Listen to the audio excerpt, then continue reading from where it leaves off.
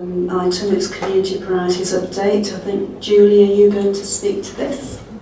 Do you want that microphone or this one? That's better.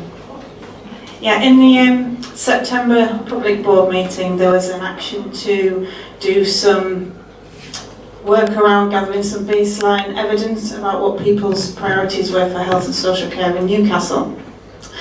So during November and December this year, I and my colleague Rachel, we visited various local groups to speak to people about their health and social care priorities.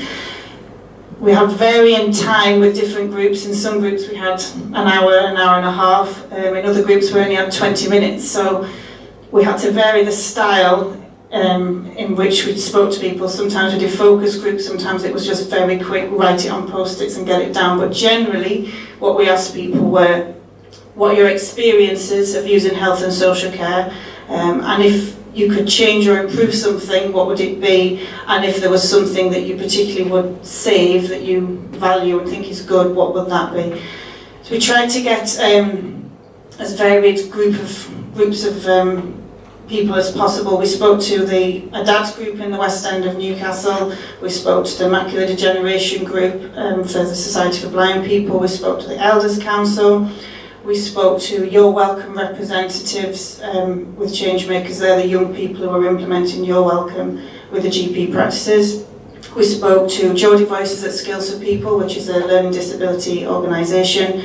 We spoke to the Over 50s group at Brunswick Village, and the Change Your Mind group, which is a strand of the Your Minds, young people's mental health organisation, and also went to Warhouse, which is a community organisation in Walker. So overall there was 69 people that gave their views. The participant profile, 90% of them were white British. We had most of them, 60% over 60, but we did speak to 16% of them were under 20 years old, and 23% recognise themselves as carers. I'm very aware that there's a skew on the ethnicity side there, and that 90% of people were white British. That was because of the organisations that responded in that time. That was a mix of people, but that's something that we will work on in the future to get more representation from other groups. So when we asked people about services, we asked people what was good, what was bad. I'll just quickly go through these. In terms of A&E, good things were the staff, speed of service, bad things, waiting times.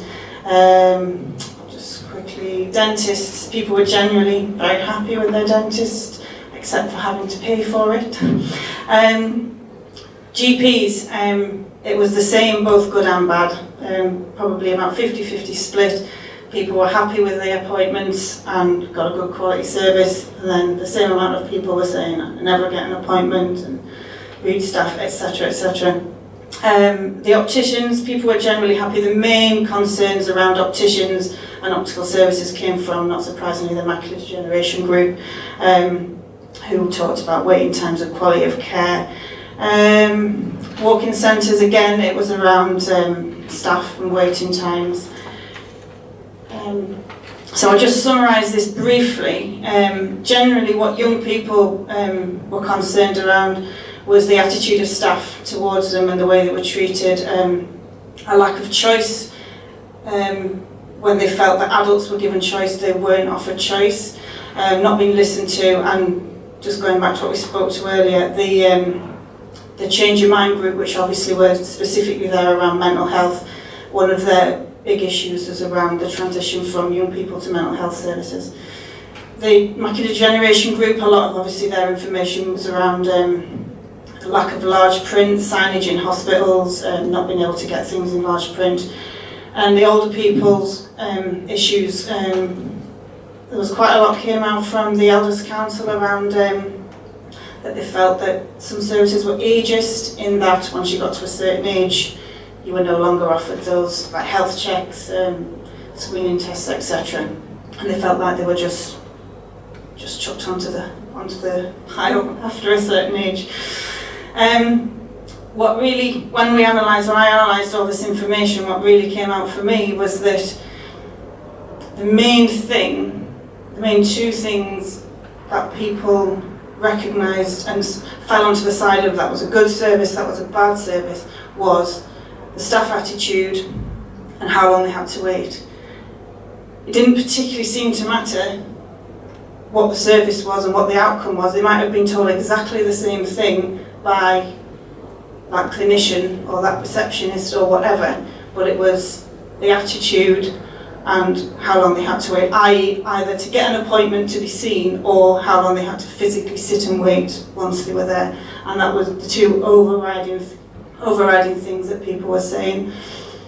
So what next? This is now going to be an ongoing piece of work when we go out and speak to new groups. We'll take this work out with them, and all this information is just going to go into the ongoing evidence baseline for Healthwatch.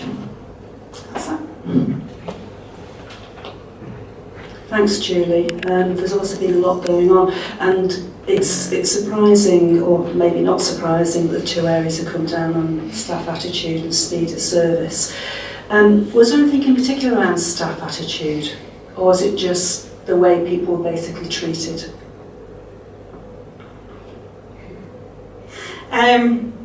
There was a lot of feedback. When I go out and speak to people, a lot of people speak about GP practices. That's not because there's a huge issue with GP practices, that's just because that's what everyone uses. Everybody goes to see the doctor, whereas only a small proportion of people will access hospital services, etc. So we get a lot of feedback around that. There's loads of feedback around receptionists. And just about how they were spoken to. Generally, and in other services as well, just whether they were made to feel important, whether they were listened to, or whether they were just, felt like nobody was interested. Okay, thank you. And I suppose that's really relevant because people may stop people actually trying to access services if they're not getting that service or welcoming service when they first go. Sorry.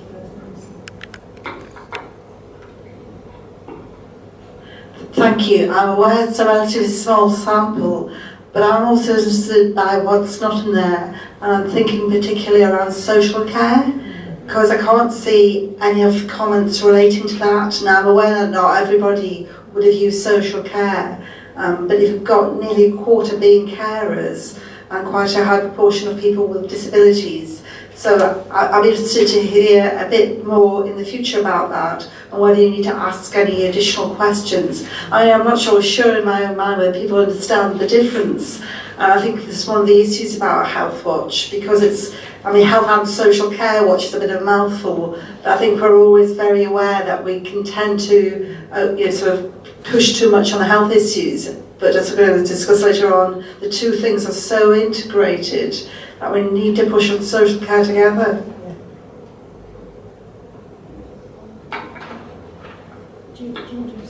Yeah, we did ask in all the sessions around social care as well. But there were very, very few comments, possibly because they just didn't use the services. We had some feedback around domiciliary care, and again it fell on both sides of the fence. Yeah, my care is great, they come on time, they sit with me, they do everything I need. And then there were all other comments around, I never know who's coming, they don't come on time, there's no continuity.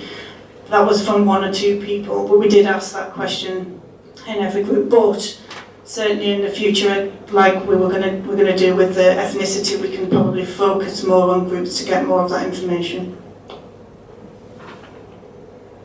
A couple of points. The one you mentioned about ethnicity. You've broken down your participant profile. It would be good if you had the actual profile of Newcastle there to correlate, so you know how well you are hitting. For instance, the BME population in Newcastle is something around the 14% mark, so it's not that far off. It's just in some areas it's much higher. And the other thing has completely gone out of my mind. About a lot of this is perception, and we have to be very careful to gauge perception against fact, and I think that's very difficult. So perhaps we could do a bit of work on how we're going to use this and how we do then correlate it with fact.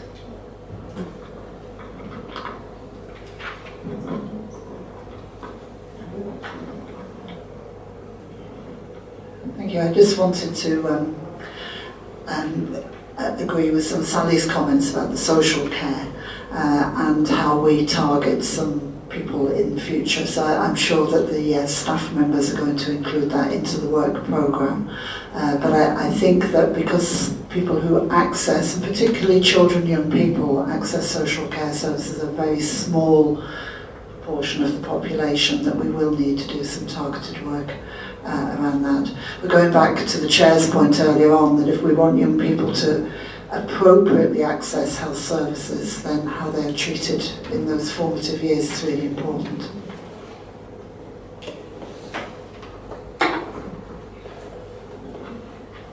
I think also in terms of our champions, we can look at choosing the champions those who come from those particular areas, children, young people, gaming backgrounds, etc. And just try and get those people involved in feeding back information.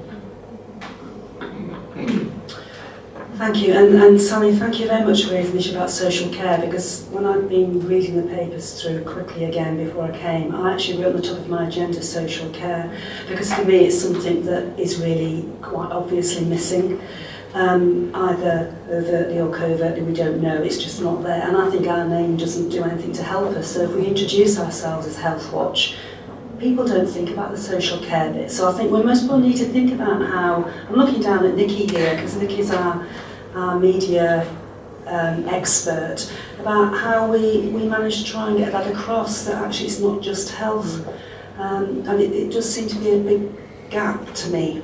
So point well made, and I think we might want to consider that maybe in a workshop or something of the board in the next few months, and the staff team, about how we can do that, and maybe invite some partners along to think about how we can tap into it much more effectively.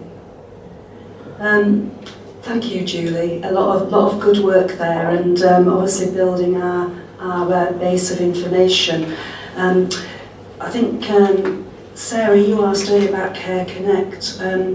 This isn't on the agenda, but if just quickly, just think about, and I think we can think about this on 2 weeks' time at our Development Board Day, about what's required in terms of resource, because there's a huge amount of information already available to us that we don't need to do primary research. It's about collecting it all together. So there's Care Connect, family and friends, the complaints, and we need some way of being able to pull that together into some sort of analysis that's relevant for Newcastle to help us set our priorities.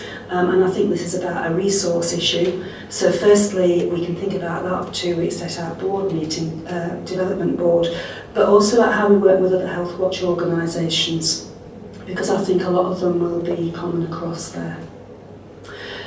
Right, if we're finished with that, we'll move on to the business plan. Now, I don't intend